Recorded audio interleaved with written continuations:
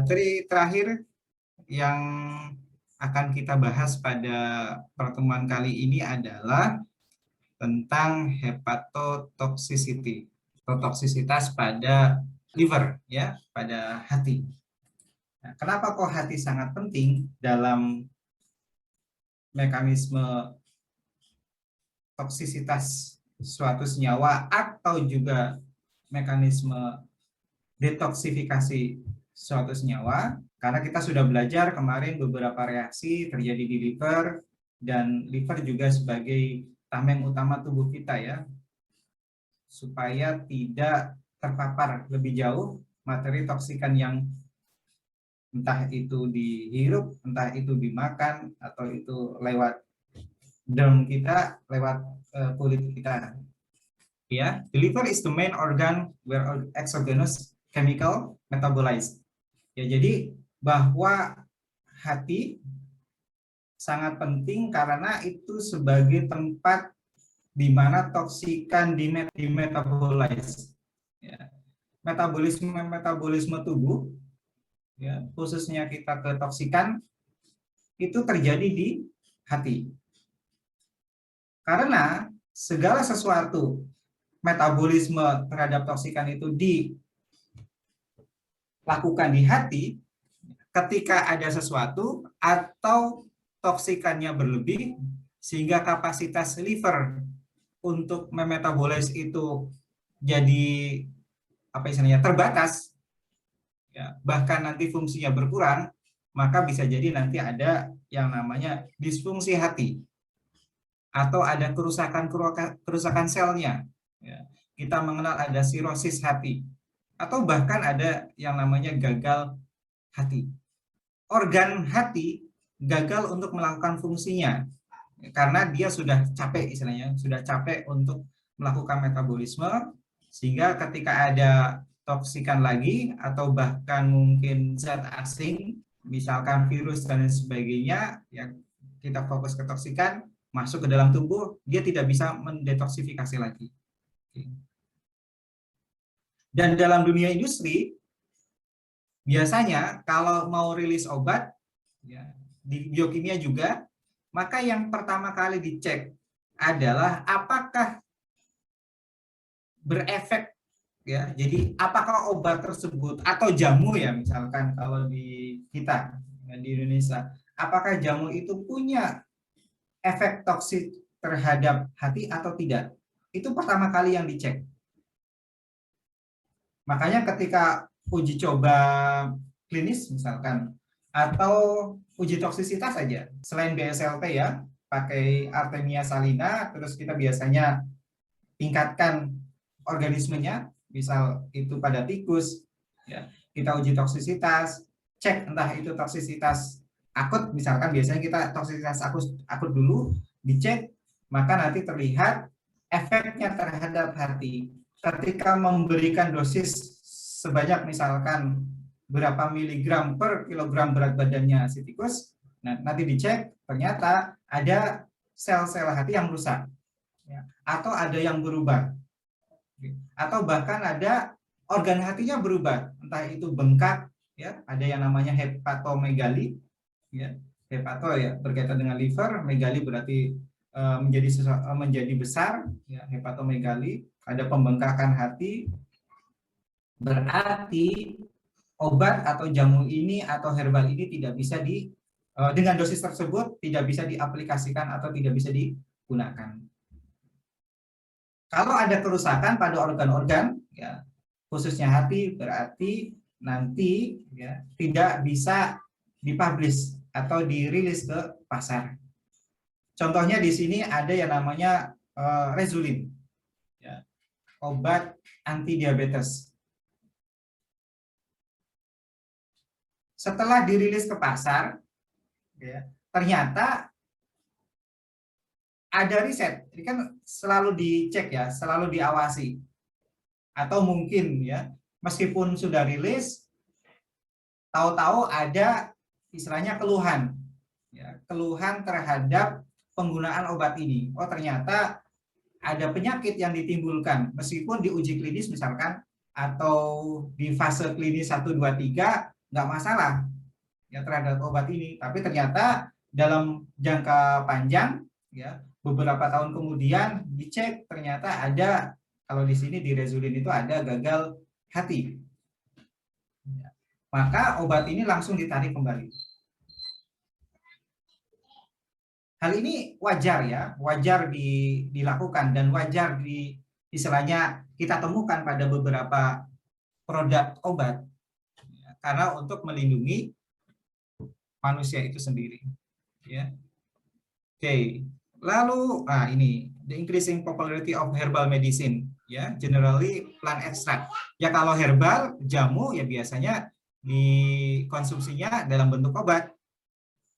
Ya, maka perlu dicek juga pengaruh dari herbal tersebut terhadap hati. Ya, bisa tadi dengan uji toksisitas dicek hatinya ya. Atau bisa juga dicek ada yang namanya analisis SGOT SGPT dulu ya, ini istilah lama SGOT SGPT. Jadi enzim-enzim yang ada di hati. Jadi ketika enzim itu jumlahnya terlalu tinggi berarti ada kemungkinan hati melakukan metabolisme yang berlebihan. Kalau mengalami metabolisme atau melakukan metabolisme yang berlebihan berarti hati sedang melakukan sesuatu untuk tubuh kita. Ya, dan kebanyakan dia melakukan detoksifikasi. Nah, seperti itu.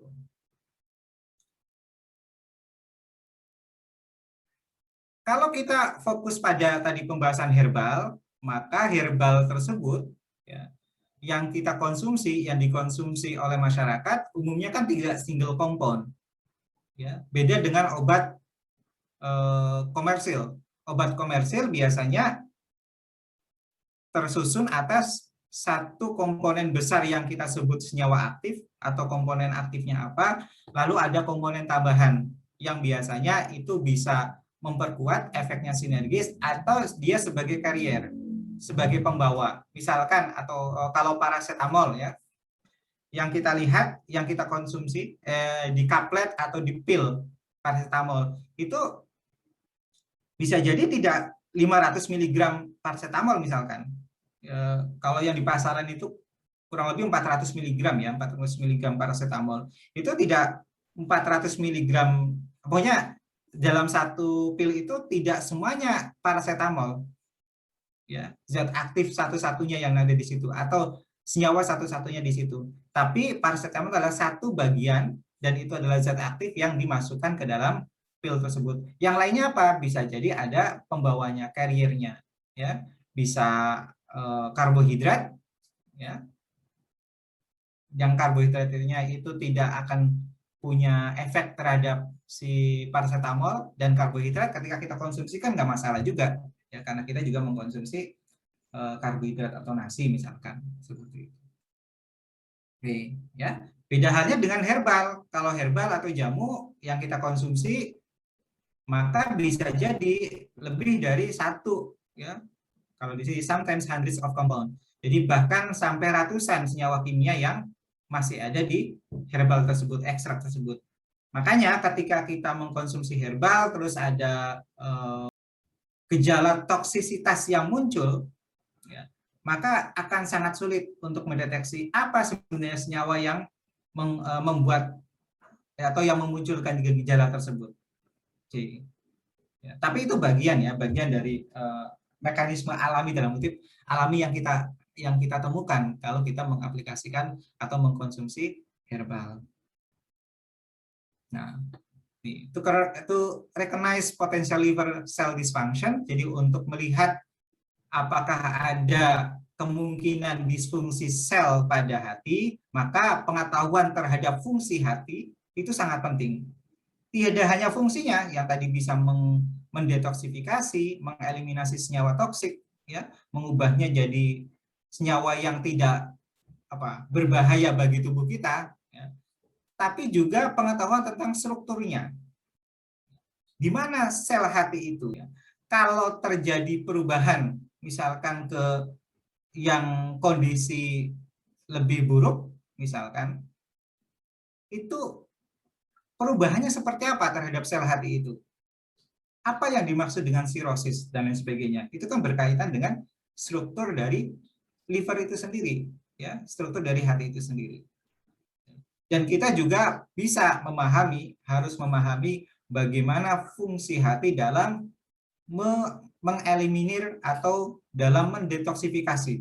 Artinya kita mempelajari metabolisme yang ada di dalam hati itu. Lebih khusus lagi kita akan belajar, ya kita belajar kalau di toksikologi bagaimana kok sel hepatosit, ya kita sudah belajar ya, itu bisa melakukan fungsi-fungsinya ya yang nanti akan bermanfaat bagi tubuh secara keseluruhan. Ini contoh ya beberapa fungsi hati ya. Misalkan pada hemostasis nutrien ya, nutrisi yang ada dalam tubuh kita ya, itu di handle juga ya homostasisnya, keadaan apa namanya, kesetimbangan nutrisinya ya itu oleh hati di apa istilah gini, nutrisi yang masuk ke dalam tubuh itu dimonitoring juga ya, kondisinya jangan sampai kelebihan, jangan sampai kekurangan oleh hati. Contohnya pada mekanisme metabolisme glukosa ya, pada metabolisme glukosa. Metabolisme glukosa itu artinya nanti bisa sintesis glukosanya sendiri atau nanti pada perombakan glukosanya. Ya, jadi metabolisme bisa katabolisme, bisa anabolismenya. Di sini dicontohkan glucose storage ya, penyimpanan glukosa dalam bentuk glikogen atau sintesisnya glukosa, atau pada peristiwa yang lain ya, contohnya adalah kesetimbangan kolesterol, itu juga akan berkaitan dengan fungsi dari hati. Kalau misalkan ada masalah ya, di hati, punya penyakit ya, di hati ya, kita bilang penyakit hati ya secara fisik ya, maka ada kemungkinan ya efeknya adalah hipoglikemia. Ya, hipoglikemia. Hipo itu berarti kadarnya berkurang atau sedikit. Ya. GLY ya itu adalah glukosanya, emia itu berkaitan dengan darahnya. Jadi kadar glukosa dalam darahnya jadi rendah. Atau kalau bermasalah pada kolesterol uptake ya, jadi pada metabolisme khususnya untuk degradasi kolesterol atau pengambilan kolesterol, maka akan terjadi penumpukan kolesterol pada darah yang kita sebut hiperkolesterolemia. Oke. Lalu pada filtrasi ya, contohnya adalah ini endotoksin. Kira-kira endotoksin itu dihasilkan, kalau di sini disebutkan dihasilkan oleh bakteri. Di bagian mana pada bakteri tersebut yang menghasilkan endotoksin? Ini materi biokimia mikroba. Sudah dapat pasti ya? Oke, ada yang mau jawab?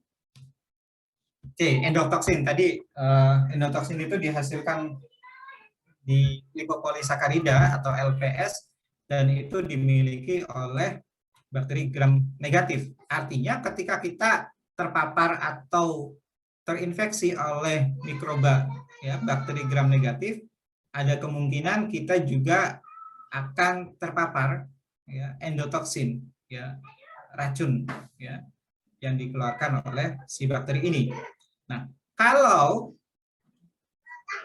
liver tidak mampu untuk menjaga tubuh kita ya, dari endotoksin, maka akan muncul ya, penyakit yang namanya endotoksemia. Ya, artinya di dalam darah, ya, dalam tubuh kita itu sudah banyak endotoksinnya. Oke ya, endotoksinnya banyak, endotoksemia. Lalu ada protein sintesis ya, juga bisa terjadi ya, fungsi sintesis protein ini terjadi di liver. Contohnya pada beberapa protein yang digunakan sebagai clotting factor ya, untuk penggumpalan ya, misalnya penggumpalan darah ya. Maka ketika ada gangguan terhadap fungsi sintesis protein ini akan menyebabkan perdarahan yang tak henti-henti ya. Jadi perdarahannya itu terus-menerus. Atau kalau ini ya, proteinnya adalah albumin. Maka kalau sintesis albuminnya terganggu, tentu saja akan terjadi hipoalbuminemia ya, artinya di darah ya kekurangan albumin. Oke. Atau ini transport protein, very low density lipoprotein yang bisa menyebabkan tadi penumpukan lemak.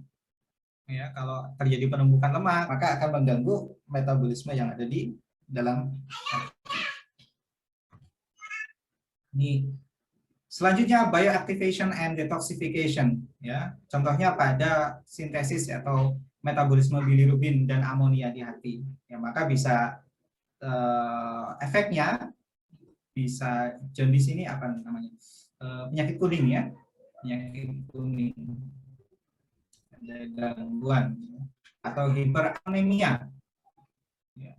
Kalau yang diganggu itu adalah hormon-hormon steroid, maka akan ini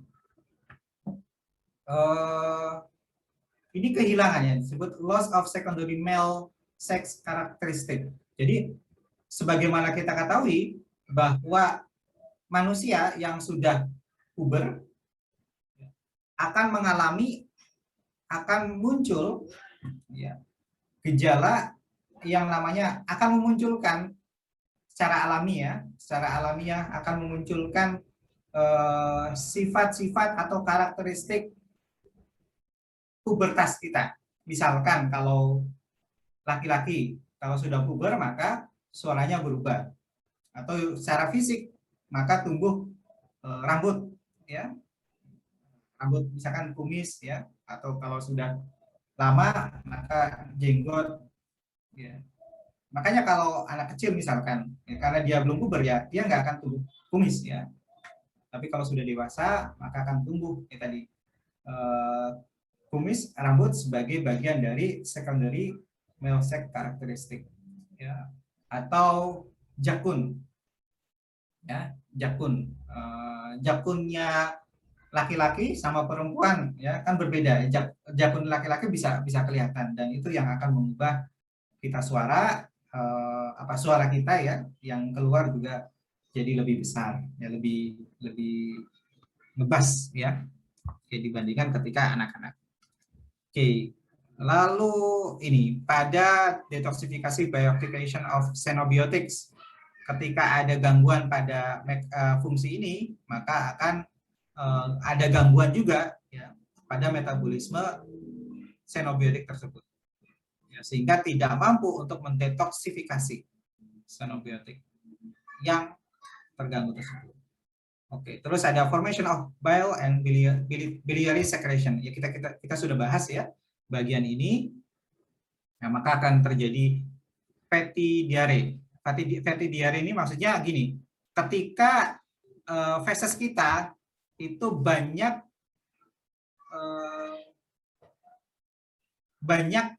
elemen lemaknya. Jadi lemaknya itu banyak. Ya, yang seharusnya sedikit atau yang nggak ada terserap misalkan, ya tapi di feses kita ada lemaknya, dan lemaknya itu banyak. Ya. Dan juga terjadi malnutrisi.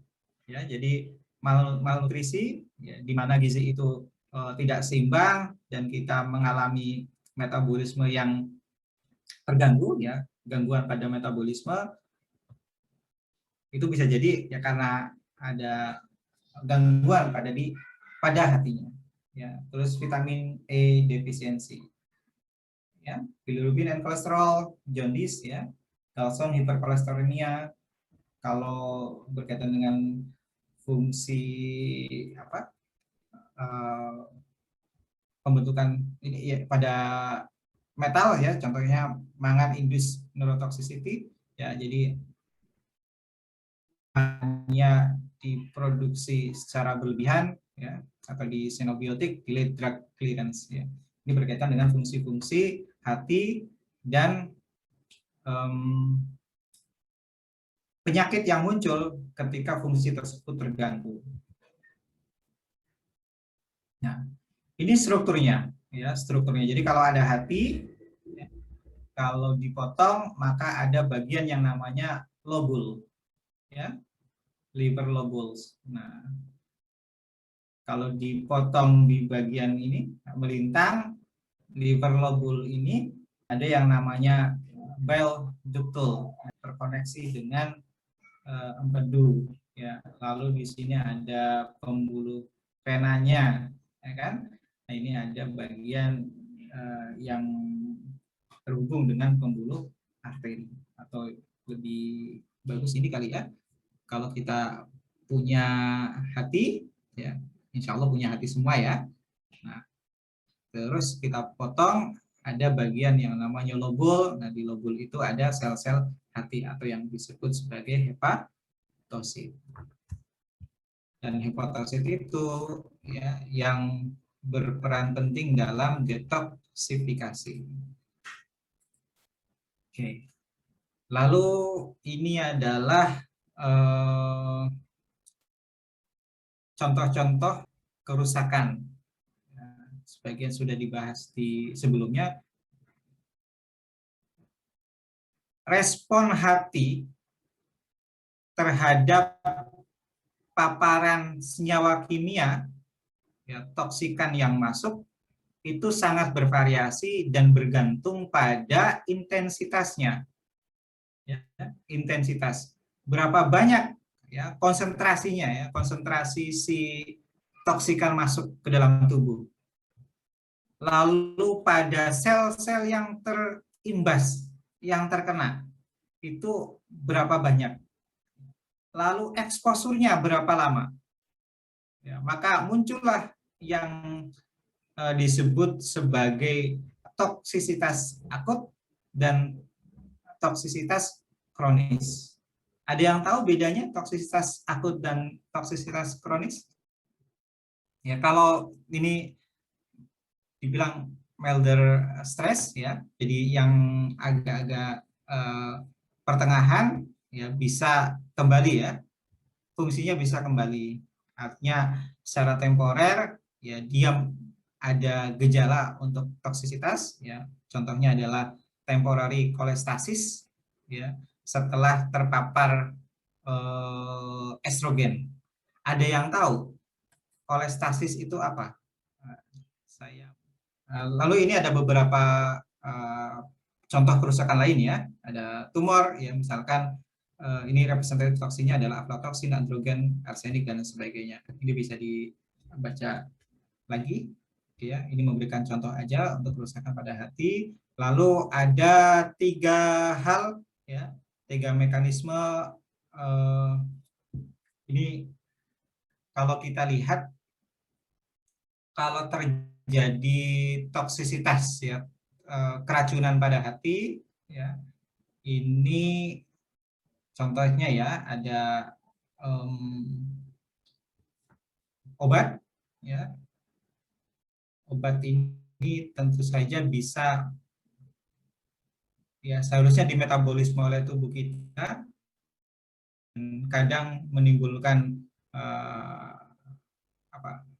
oksidasi ya, bisa menimbulkan reaksi oksidasi atau kita sebut produksi ROS, reaktif oksigen spesies, yang itu bisa menyebabkan tekanan, kita bilang sel stres pada pihak selnya secara langsung, sehingga nanti bisa mengganggu fungsi atau mengganggu atau merusak si hepatosit ya.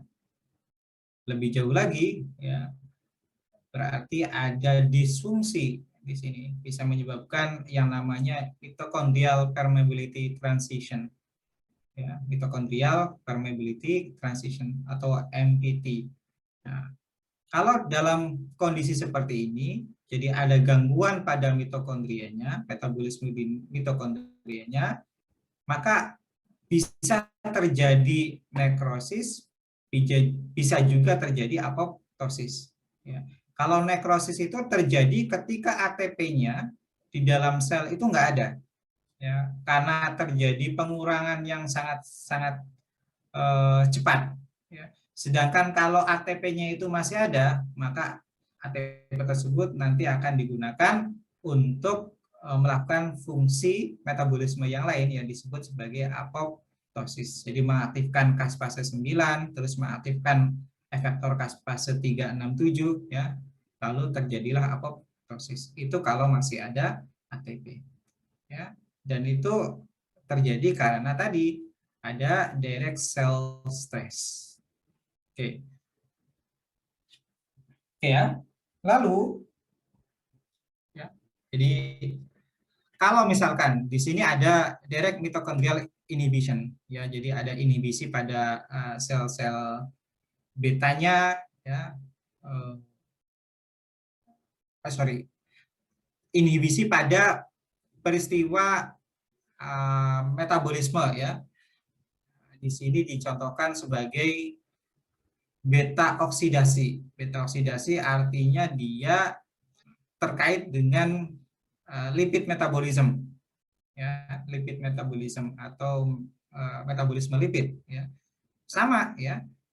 Stage berikutnya selain pertama tadi ada direct cells dan direct mitochondrial inhibition, maka stage selanjutnya adalah mitochondrial permeability transition. Oke. Atau ya toksikan, ya, masuk ke dalam tubuh, lalu dia akan mempengaruhi spesifik immune reaction, ya. Jadi akan menimbulkan yang namanya gangguan, ya, berupa pengaktifasian inisiator caspase 8 ini. Nah, nanti bisa menstimulasi terjadinya MPT lagi, ya, dan bisa menstimulasi apoptosis maupun nekrosis. Oke.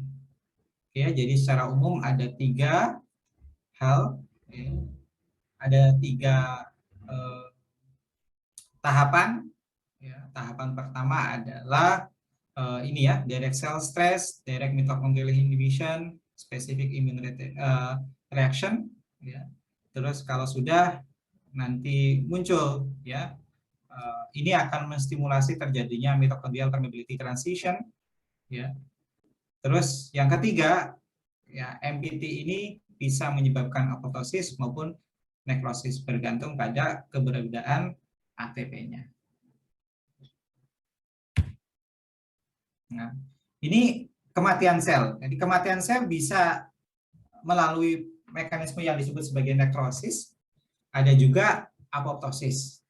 Ya, kalau nekrosis tadi kalau nggak ada ATP atau ATP-nya sedikit. Nah, kalau ATP-nya masih ada, masih banyak, cukup, maka bisa masuk ke apoptosis. Nah, contohnya pada mekanisme eliminasi acetaminophen. Ya, ini sudah kita bahas.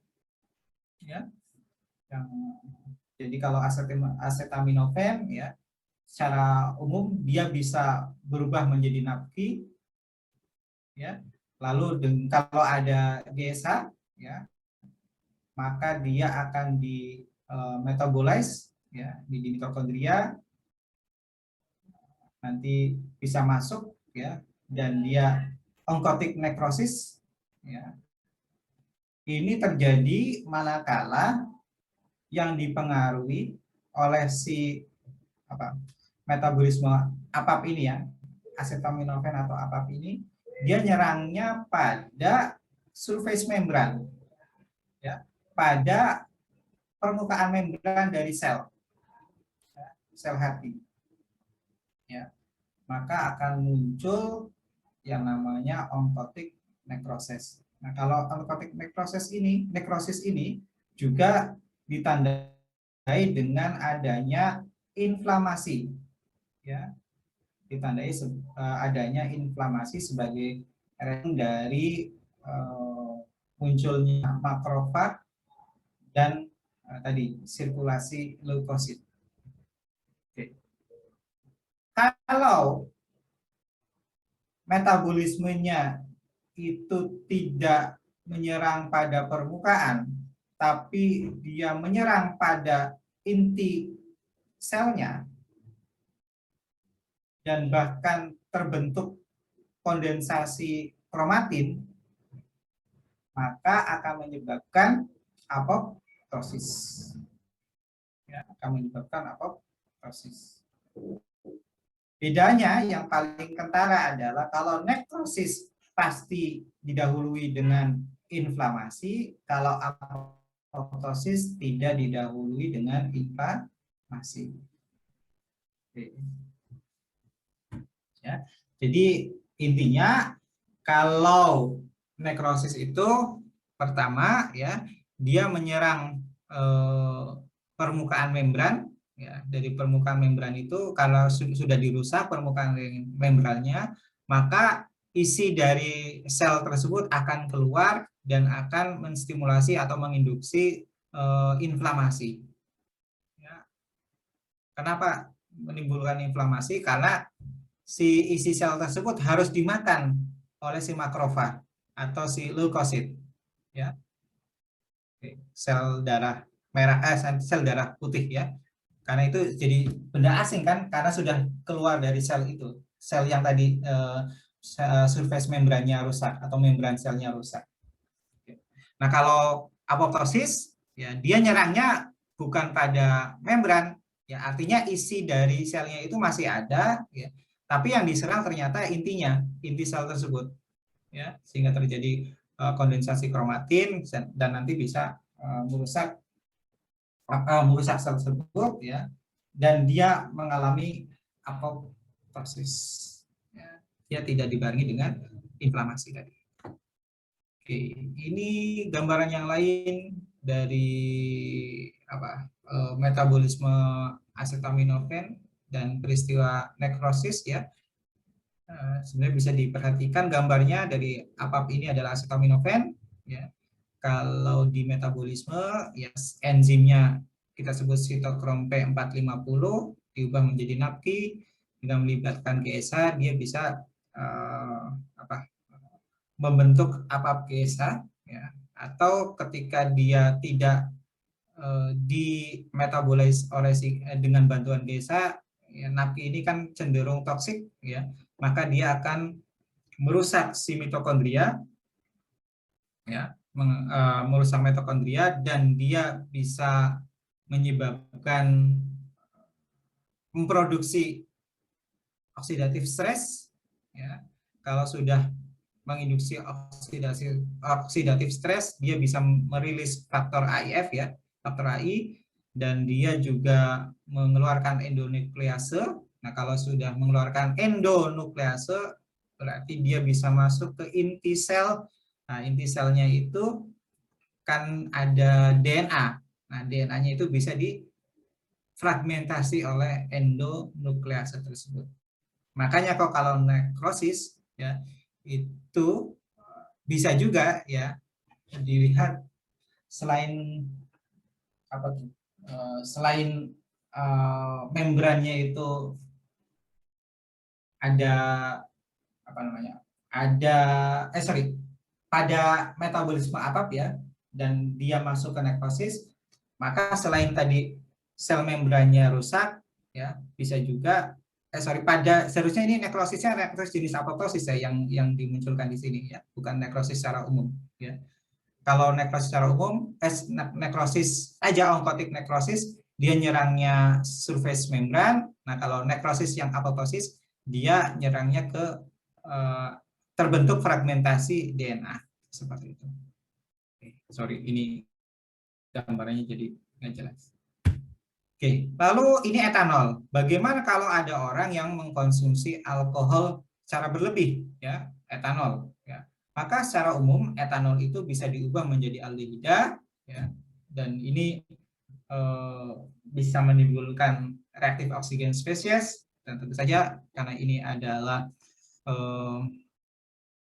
radikal bebas ya, radikal bebas kita lebih lebih umum ya, lebih familiar dengan radikal bebas, maka dia bisa merusak sel-sel atau organel-organel sel yang ada di dalam sel tersebut. Oke. Dan di sini yang paling ditonjolkan dari slide ini adalah kalau ada etanol ya masuk ke dalam hati, maka akan menyebabkan akan meningkatkan jumlah fatty acid ya. Jadi increase FA de novo synthesis. Jadi sintesis asam lemak ya dengan de novo. Oke.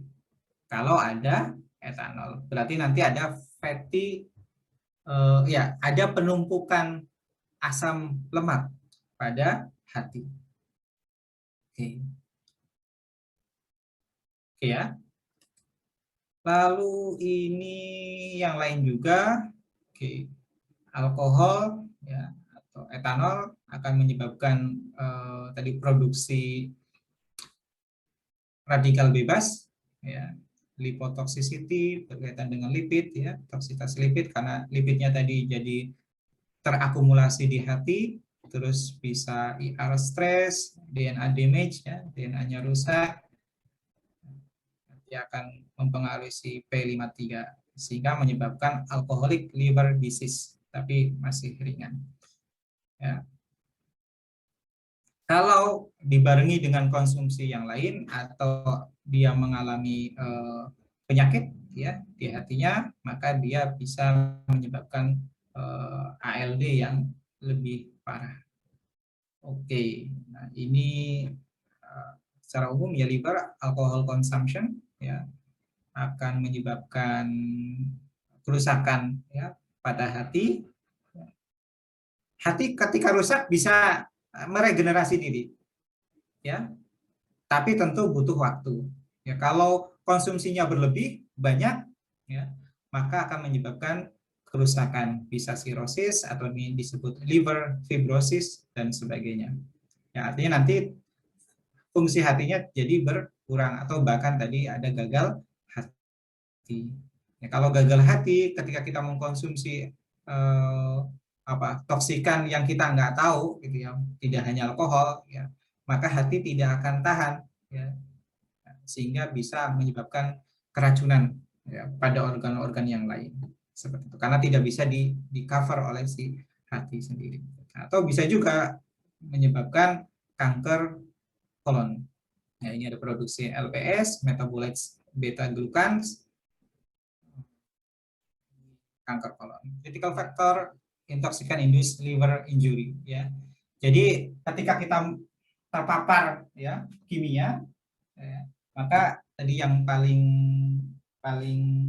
pertama ya, mengcover atau overcome these chemicals adalah si livernya. Oke. Nah, di bioactivation and detoxification ini sama aja sebenarnya ya, eliminate exogenous chemicals and endogenous intermediate ya, terus kalau ada kerusakan bisa regenerasi, tapi kalau enggak ya berarti dia ada fungsi-fungsi yang tidak bisa dilakukan ya. Tapi kalau bisa regenerasi maka bisa restore its function ya. Oke. Lalu ada inflamasi. Kalau inflamasi gimana? Ya. Oke. Tadi kan ada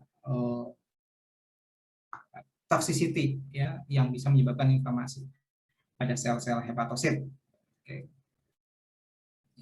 Inflamasi sebenarnya intinya sih bagus bagi kita ya, kayak pada peristiwa ini ya yang badai sitokin itu kan ya di COVID-19 SARS-CoV-2 ya, gejalanya seperti itu sebenarnya kan bagus bagi tubuh, tapi ketika tubuh kita nggak kuat ya dengan mekanisme yang ada dalam tubuh sendiri, jadi tubuh kita berusaha untuk membackup ya, membackup dari serangan-serangan virus. Tapi ketika upaya dari tubuh kita sendiri ternyata tidak dibarengi dengan kestabilan ya, kesehatan kita ya, maka akan kalah ya. Makanya badai sitokin itu biasanya hal yang paling ditakutkan dari orang-orang yang kena COVID-19 ya, masa pandemi saat ini. Oke, terus imun respon contohnya halotan, guanilic acid, and dihydralazine.